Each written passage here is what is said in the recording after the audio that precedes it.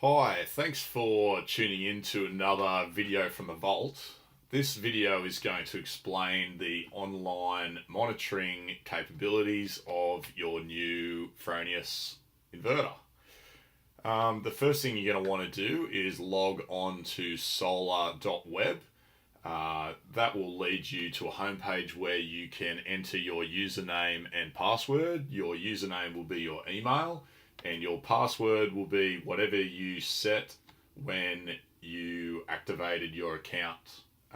Your installer should have activated that for you. So there's two options with the monitoring for the Fronius system. The first option is the standard production only monitoring, and the second option is production and consumption. Now, this option includes the Fronius Smart Meter, which is an additional component. So the first one we're going to run through is production only. This is the home page for the production only monitoring system. So as you can see, the real-time value is 4.63 kilowatts. To the right here, we can see the graph of today's production. And then to the right, we can see the monetary amount that the system has saved today and over its lifetime. This amount here is not accurate. It doesn't take into account the amount of energy that we've self-consumed. That's where the Fronius Smart Meter comes in. So that the amount that we've saved is actually considerably higher than that amount there. The other page worth noting is energy balance. So if we click on that, we can see a bigger version of the graph that we saw in the first page, but we're able to click through previous days and see how our system is performing. This is an example of a really great day. As you can see, we haven't quite got to 5 kilowatt. This is a 6 kilowatt system with a 5 kilowatt inverter. We're coming into winter, so it's normal to not reach 5 kilowatts. If we go to the month page, we can see the amount of power that we've produced each day. And then if we skip back to February in summertime, we can click on a high production day. You can see it's reached 5 kilowatt, and it's been up at 5 kilowatt for a couple of hours. If we go back to the home page, you'll see other tabs up the top. Analysis is for more in-depth information on your inverter, the voltage characteristics, current characteristics, etc. We can get reports for our production, and then service messages is for any faults that may have occurred. But yeah, that's the run through on the production only platform. This is the home page for the system that includes the Fronius Smart Meter for consumption monitoring.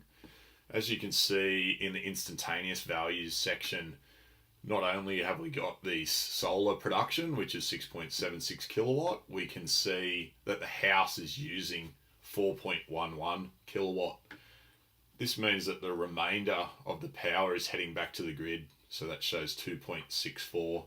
So right at this moment, the house is essentially self-sufficient. If we were to add a battery into the mix, instead of this power heading back to the grid, we'd see icons heading to the battery to charge it. And then once the battery's charged, the excess power will go back to the grid. And once the sun's down, we'll draw from the battery instead of the grid. The graph here indicates the net power that the house has used. When we see red below the graph, that indicates power that we've drawn from the grid. And then once we flip over to green, that means that we're sending excess power back to the grid. So once we start to see green, essentially means we're in free electricity. To the right, we can see the earnings of the system. You can see today we've made $6.18, in May $261, and then in total we've made $3,364. This system was installed in August last year, so really great result. This system's a 10 kilowatt with an 8.2 kilowatt inverter. Now when we go to energy balance, we're going to get a lot more information as well. As you can see, we've got the nighttime usage, which would be the fridge left on. And then once the solar starts to kick up in the morning, it replaces the grid and we're self-sufficient. So what the dark grey graph illustrates power that we've consumed directly from our solar system. The dark green is power that is exported to the grid and we get paid a credit. As you can see, this is looking like a really great day. We can scroll back to previous days, and this is an example of quite a cloudy, patchy afternoon.